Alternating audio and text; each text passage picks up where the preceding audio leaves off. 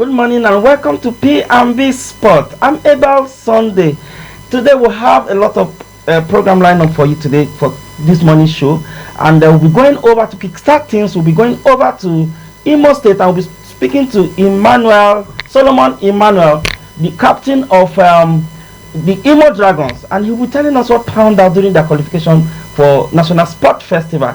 Then away we'll now move over to Lagos, and then we'll be speaking to Walter Odige, a sport analyst, and he will be telling us what transpired with the Super Eagles versus Rwanda game on Friday. Of course, you know how all those things come out, but he will give us all the analysis that we need. So just sit tight, grab your teacup, because P&B Sport start now.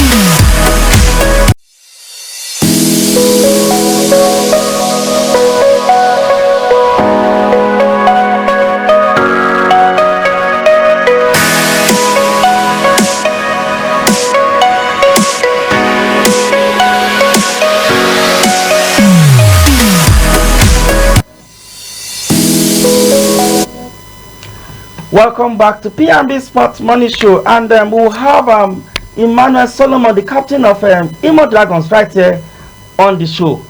Solomon, good morning, and how is Imo this morning? Good morning, coach. Good morning, sir. Imo is okay. We are fine right here. And I believe Hope Izodima is giving you guys enough of hope there, isn't it?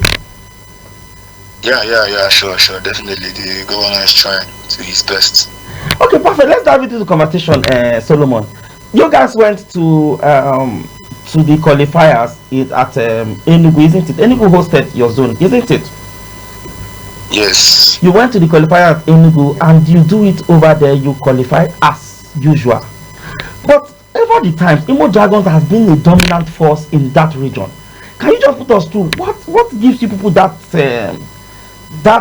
force? What gives you people that how I call it that I'm trying to get a word around it now. What gives you that advantage over every other team in that east? Why Imo has been coming on top in terms of sport in that region? Okay, coach. Let me just correct something here first of all. Like, it's not Imo Dragons. It's Imo State basketball. Okay. This is the state team now. Yes. Okay. So coming to the question you asked about how we have been dominating during the years, I would just say maybe it's because we have individual differences to others. Yes, because we actually take our time to work out and then get ourselves better. So I believe maybe other teams are not working towards like that, and we have been playing for years together. So that's another advantage. Okay, let's look at the qualifiers critically, because you played the likes of Ebonyi, you played the likes of Abia, you also played the likes of Enugu, which is the host, you also play Anambra. All these things put together, and you're able to do all these things over them. Now, considering the fact that your team is a very young team, so look at what gives that desire, that burning desire in your team. What is the burning desire? Can you just give us a little light of it? The unity, which you rightly said that you guys have been playing for long together. So what bring that synergy? I would just say apart from the unity, we also have this mindset of winning. You understand? Because there's no difference between we as a player and other teams. It's just like maybe we have the heart to win, and also our coaches, they also give us the encouragement we needed, and then the coaching we needed to actually exhibit the play on the court and then get the win. So there's no difference between we and other teams. It's just that we have the heart to play and we have the heart to win. Just like you said, our team is a young team. Yes, we have the likes of, even this elimination we went at Enugu, we have the likes of so many rookies in our team. Coming from the down players, we have so many rookies there. Both the forwarders, there are so many rookies. But we just had to just put our heads together and then have that one mindset of winning. Okay, Corey, as you are popularly called. Let's flip now to nationals. Of course, you guys should have started preparation for nationals. Where do you see Imo State team finishing in the next National Sport Festival at Ogun? Where do you see your team? Coach, honestly, for me, I believe we can reach the medal table. I'm not going to talk about the first or the second, but we just have a lot of work to do to be able to get to that medal table. But I believe we can reach the medal table, even if it's for first, second, and third. Yes, with the team we used at the elimination, we can get to the medal table. Okay, let's talk about Coach Angela and Coach Victor. How are these coaches to you, and what are their training programs?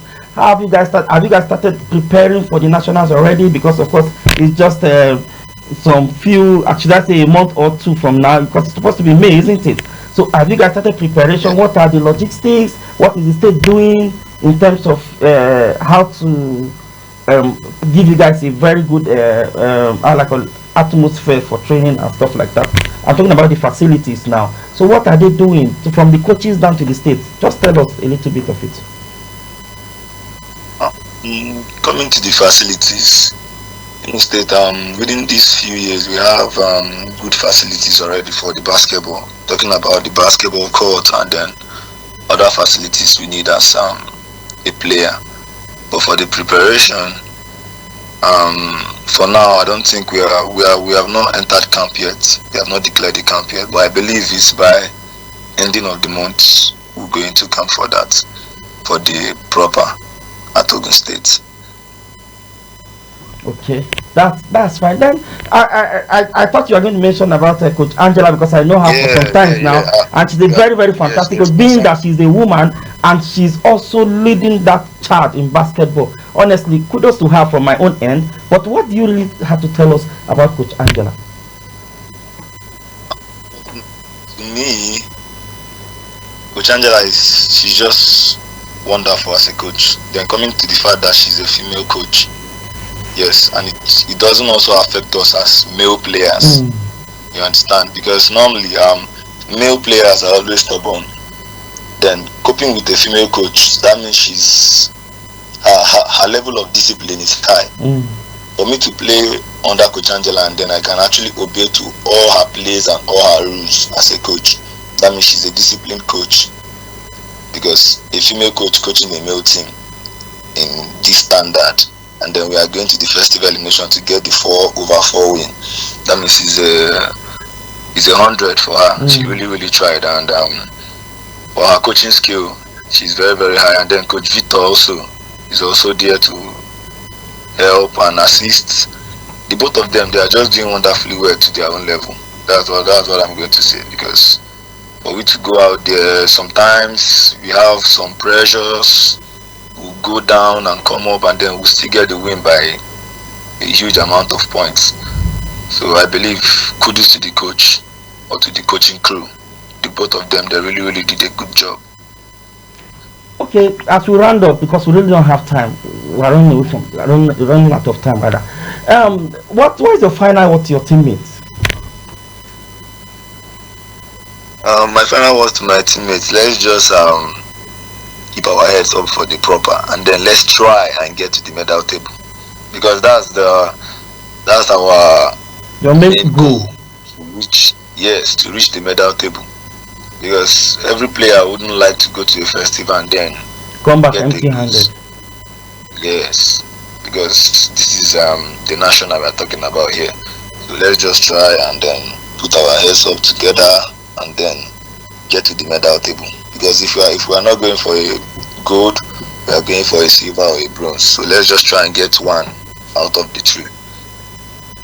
Okay, Captain Imo State Basketball Emmanuel Solomon, thank you so much for coming to this program this morning, and I believe that as the open camp in Imo State, we are still going to call you again so that you could give us details of how you guys are training and how the preparation is still also unfolding. Thank you very much, Solomon. Thank you very much, and have a nice day ahead. All right, Coach. Thank you for having me here. Okay, we just spoke to Solomon, the captain of Imo State Basketball, and now we're going over to Lagos, and we're talking to Walter Odige, sport analyst, and he'll be taking us through what happened with the Super Eagles at Rwanda last week Friday. Don't go anywhere, we'll be right back.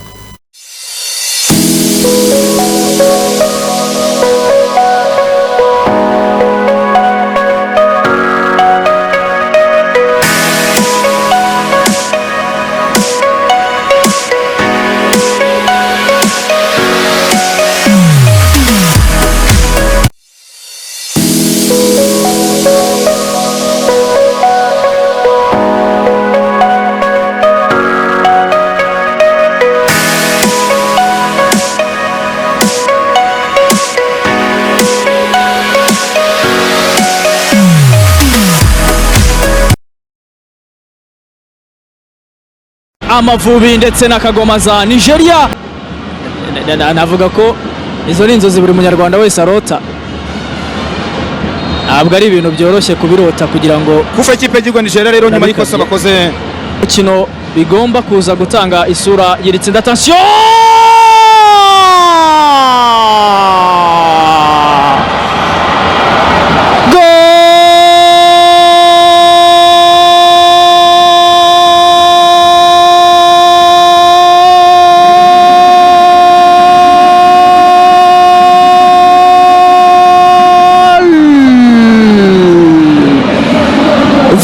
James Osimhen wavuze tariki 29 z'ukwezi kwa 12/8 igitego cya 24 muri Super Eagles.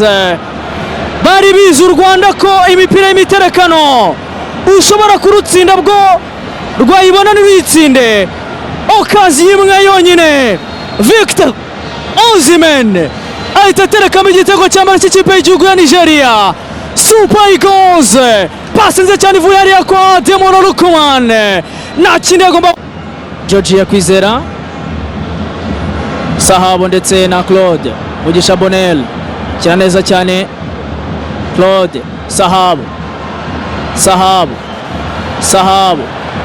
Sahabo wa Bira shot kira neza cyane kwa Captain Jihad. Gundagurana hariya ariko bati ni ikosa rero. Calvin Basse wakoreye ikipe y'igihugu y'u Rwanda kuri Captain Jihad. Mugisha Bonel, Manzi Thierry, Mutsinzi Ange Jimmy, Jihad Bizimana akina umupira nabi. Victor Osimhen arawutwara. Attention, Ademora Lukman arayitanga.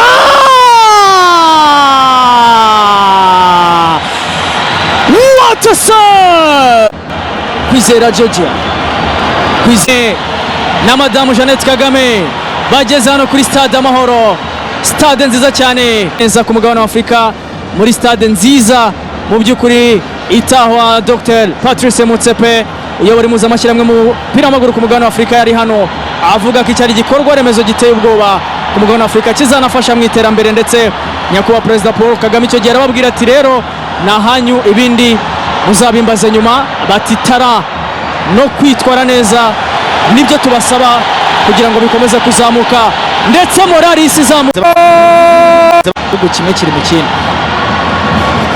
gusa baramutse banganyije nabwo byaba ari byiza ku Rwanda kuba nta makipe yenda ari gutsinda ngo abe yagiye. Attention, Victor Osimhen arizamukira, iki ni icya kabiri.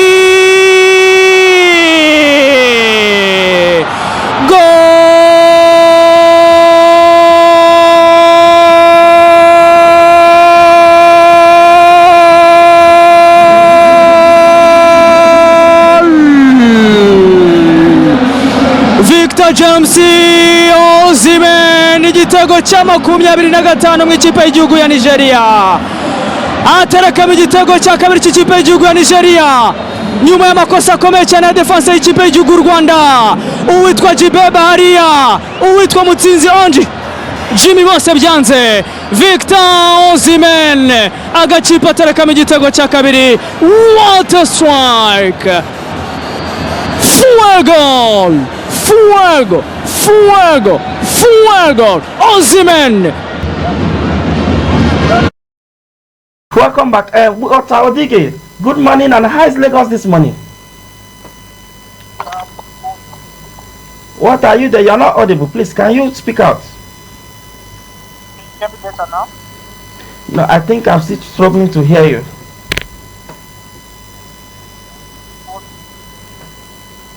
Are you hearing me now? Yeah, I'm hearing you, but I'm still struggling to hear you. I don't know what is happening. Are you there, Walter? I am here. Okay, Walter, so how is Lagos this morning? How are you?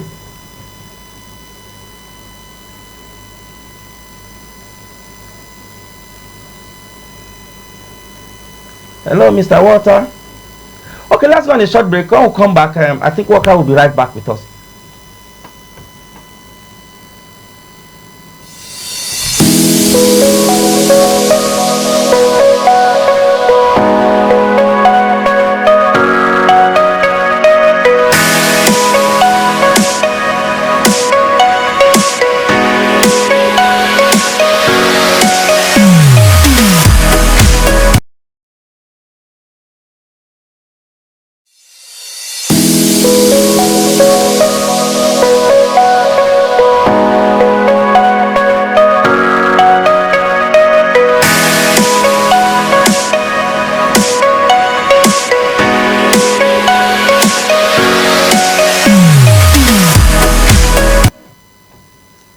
Welcome back. Walter, are you there now?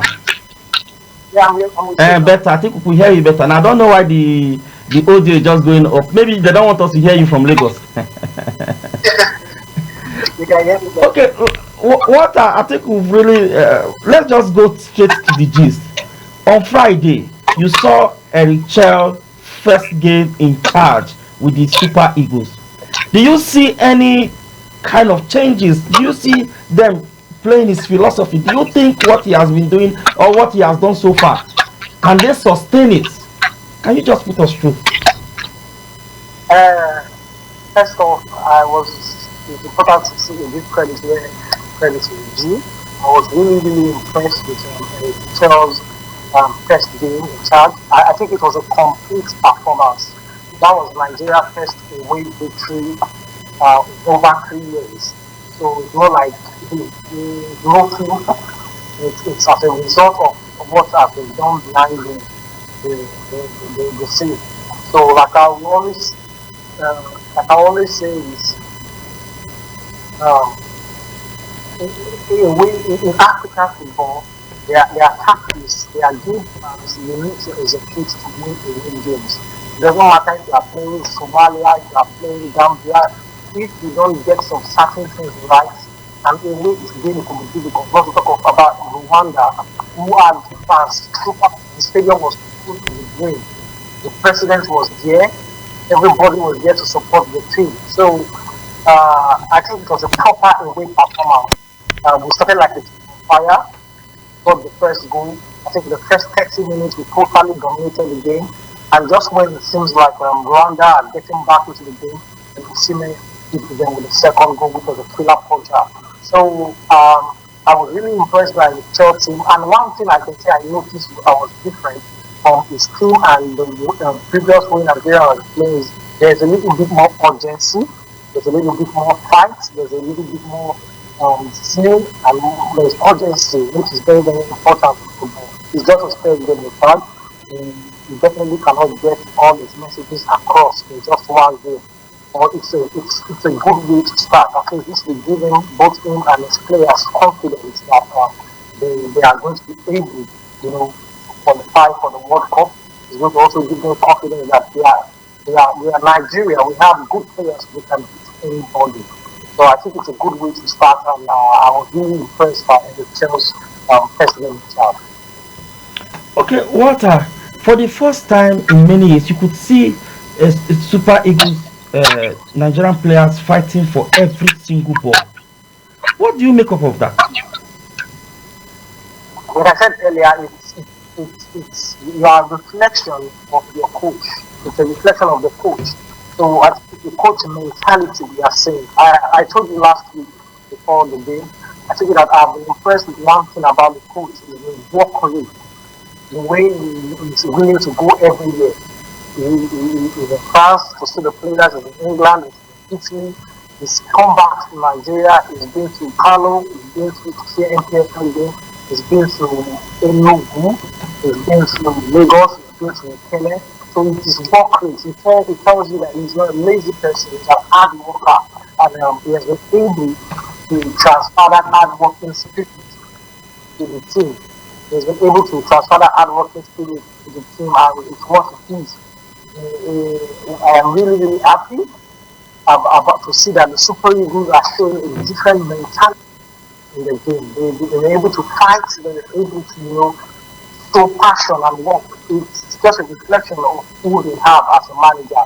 Osimhen said in an interview that the coach told him before the game that the coach told him that if you don't work, if you don't work hard, if you don't run, if you don't put the extra work, you will not get to the team irrespective of who you are. So that's what we saw on Friday, and hopefully long way to continue.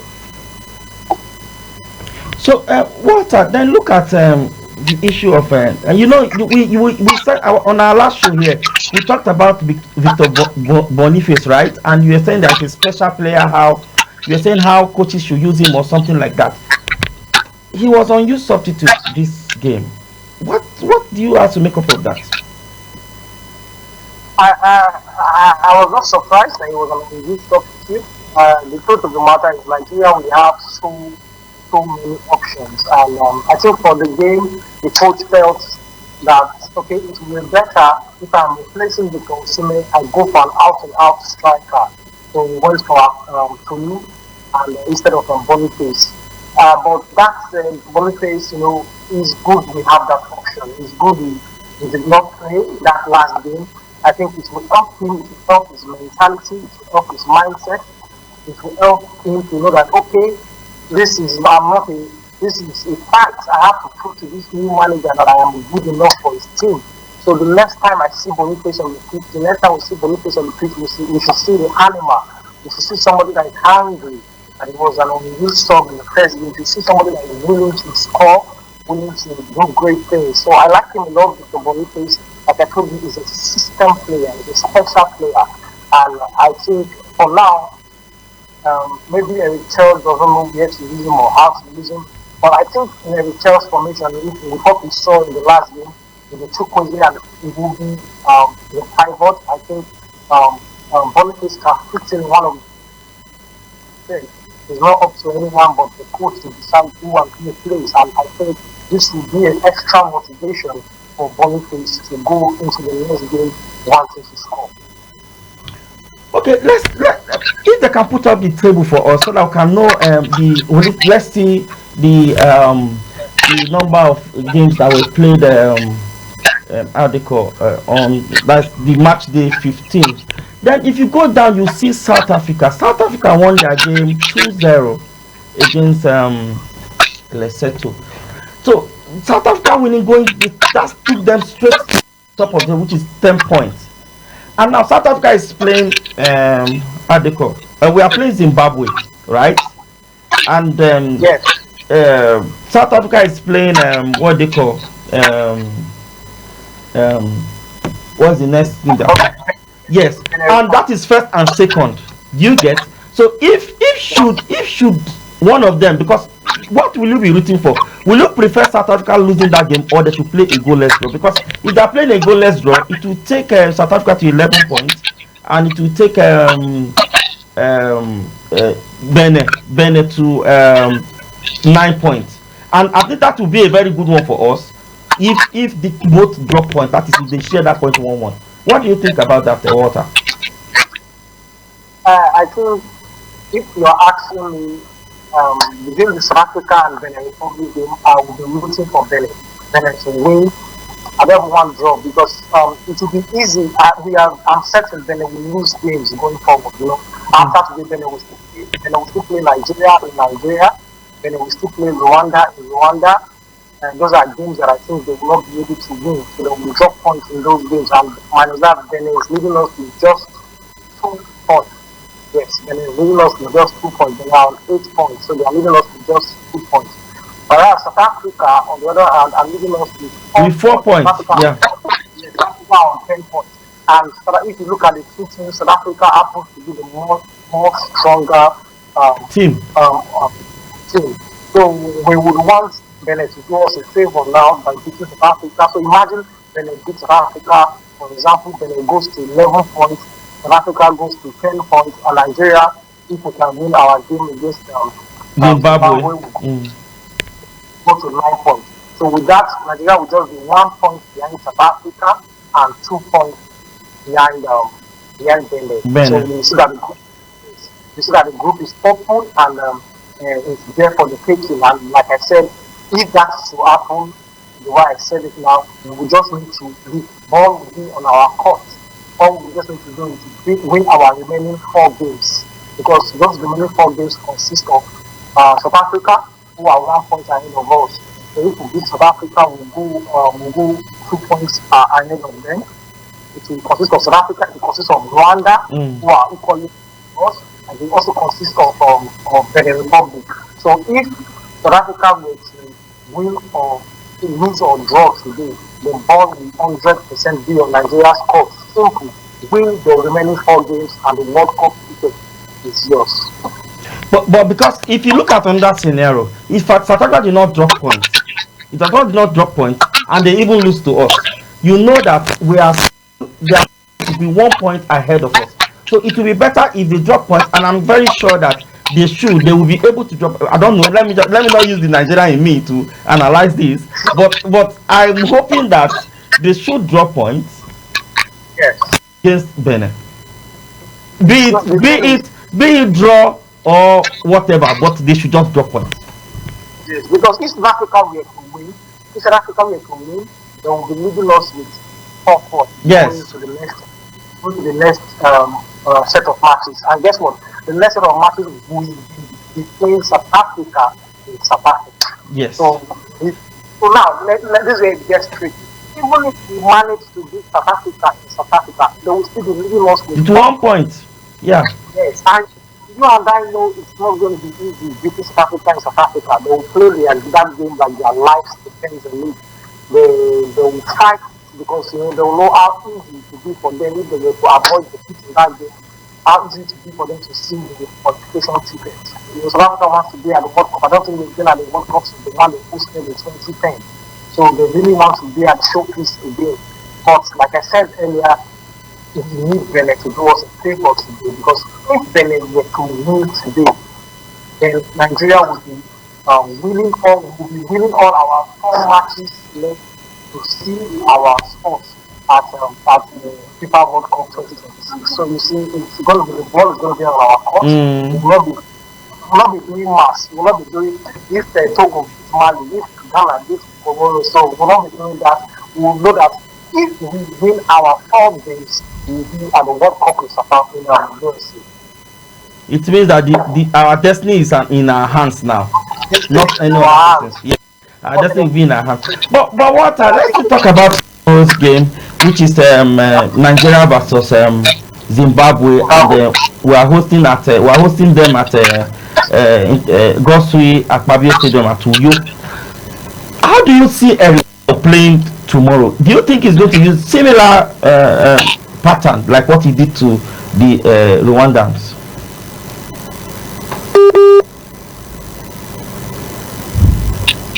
Are you there, Mr. Water? I'm chilling.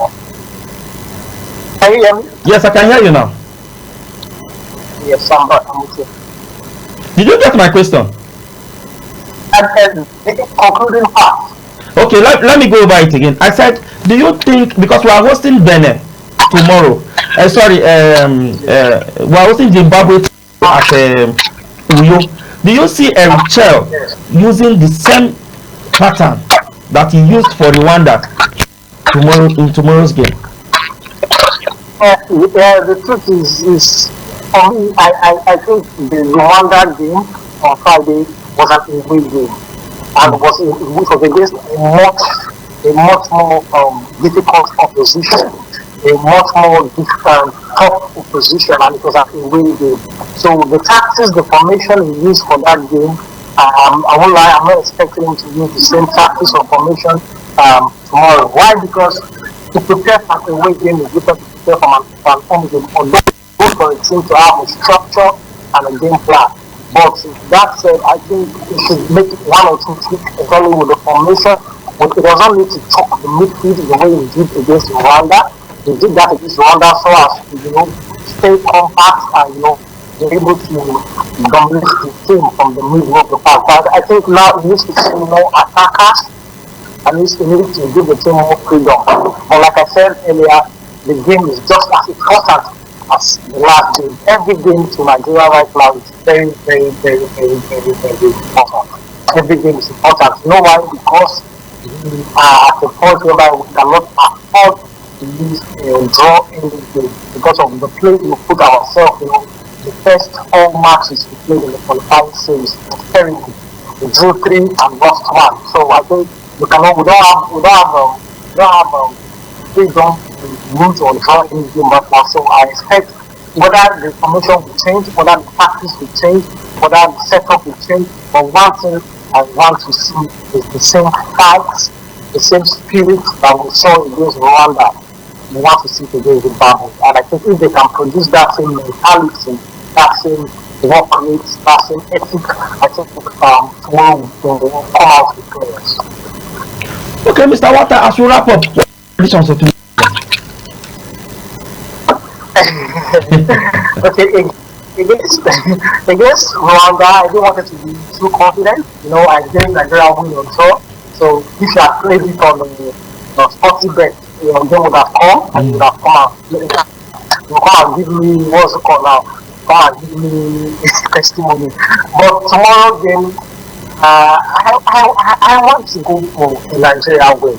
Nigeria straight win. Okay. It's for various reasons.